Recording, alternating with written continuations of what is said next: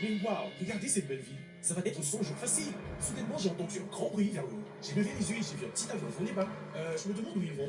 Ils apprécient certainement la belle vue d'en haut de la ville. Alors qu'ils s'éloignaient, je les ai vus balancer quelque chose de l'avion. Traîner une fumée noire derrière. Soudain, il y a eu une grosse explosion et tout était de brillant. C'était une bombe nucléaire. J'avais un son bizarre dans mes oreilles et j'avais l'impression de tomber malade. Soudain, j'ai vu un nuage en forme de champ qui commençait à monter alors que le bâtiment a commencé à prendre feu. Waouh, qu'est-ce qui se passe? Le bâtiment en bas a commencé à trembler, il y a eu une explosion, le bâtiment a commencé à s'effondrer. Je me suis évanoui. Quand je me suis réveillé, j'étais allongé sous un tas de décombres. Apparemment, j'ai survécu. Ah, ma tête, où suis-je? J'ai regardé autour de moi et j'ai vu une lumière traverser les décombres. À proximité, j'ai vu une pioche en bois que j'ai ramassée. Voyons voir si nous pouvons sortir d'ici.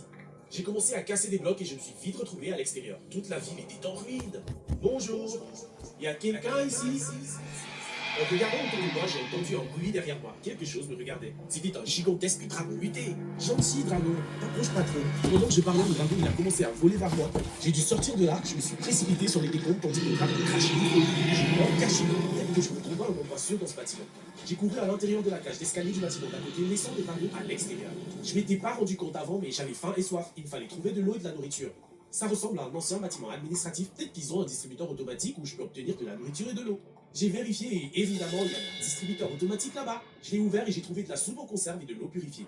Ah, j'ai tellement soif, cette eau est vraiment providentielle. Et je savais pas que la soupe pouvait être aussi délicieuse. Ça sera encore plus difficile que je ne le pensais. Le jour 2, je me suis réveillé au son de coups de feu. Je me suis faufilé sur le bord de la fenêtre. Qu'est-ce qui pourrait bien se passer? En bas, je pouvais voir un groupe de pillards s'opposer à une horde de zombies.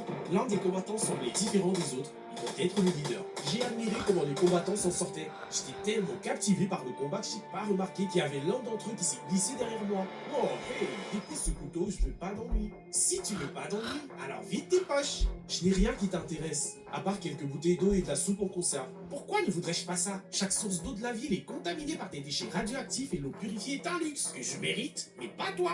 Pourquoi fais-tu ça? Ne serait-il pas préférable que nous travaillions ensemble?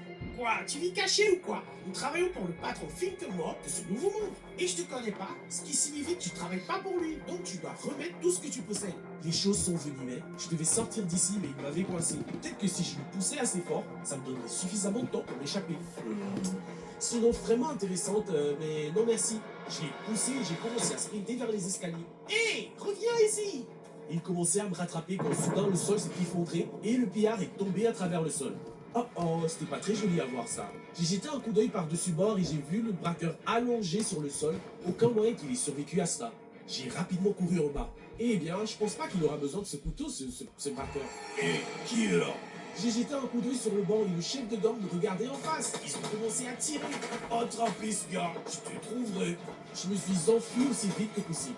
Le jour 2, j'avais déjà des ennemis. Je suis sûr que c'est pas la dernière fois que je les retrouve. Le jour 3, j'ai continué à courir jusqu'à ce que je trouve un bâtiment pour m'arrêter et reprendre mon souffle. D'accord, d'accord. Donc la ville a été frappée par une bombe nucléaire. Les sources d'eau sont contaminées et il y a des gangs de braqueurs errant dans les rues. Sans parler de hordes de zombies et de dragons volants. À mon avis, la meilleure chose à faire, c'est de quitter la ville.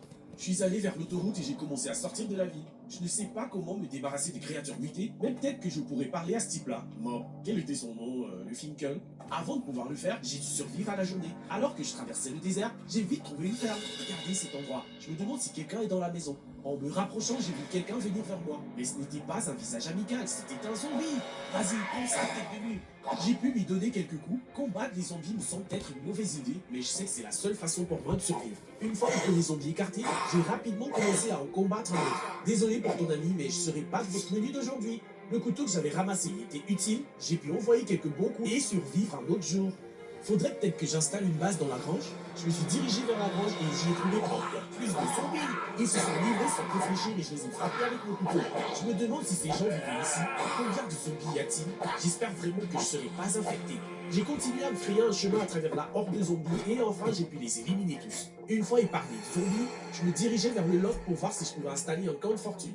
Oh, toi là-haut. J'ai baissé les yeux du grenier et j'ai pu voir un fermier. Tu es celui qui a éliminé les zombies? Tu viens peut-être me sauver la vie. Pourquoi ne viens-tu pas ici? Je suis descendu, sa voix était amicale, mais je pouvais dire qu'il était un peu tendu. Qu'est-ce qui t'amène de ce côté? Il n'y en a pas beaucoup qui passent par ici. J'étais dans la ville et j'ai été attaqué par des pilleurs. J'ai continué à courir jusqu'à ce que je tombe sur cette ferme. Il me semblait se détendre après que j'ai parlé. Je vois, oui. Ces pilleurs vous causent tous des ennuis. Ils tuent quoi que ce soit ou quiconque sur leur chemin. Tout ceci pour un patron que personne n'a jamais vu. Ouais, le Finkel, je les ai entendus parler de lui. Oui, il essaye de rassembler toutes les ressources nécessaires pour maintenir le pouvoir sur tous les autres survivants. En passant, je peux te donner quelque chose à manger.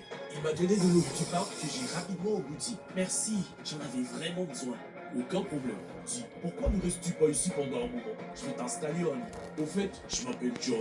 John m'a conduit dans sa ferme. Les jours 4 et 5, John et moi avons pu travailler en me construisant ma propre section de la ferme. C'était agréable d'avoir un ami. J'espérais que nous pouvions travailler ensemble pour localiser le Finkel et mettre un terme à cette folie. L'extérieur achevé, nous avons ensuite rempli l'intérieur avec certains éléments essentiels dont j'aurais besoin. Merci John, je pense que je serai vraiment heureux ici. Peu de temps après, j'ai rencontré John à l'extérieur et nous avons discuté du fait de combattre les pilleurs. En dehors de mon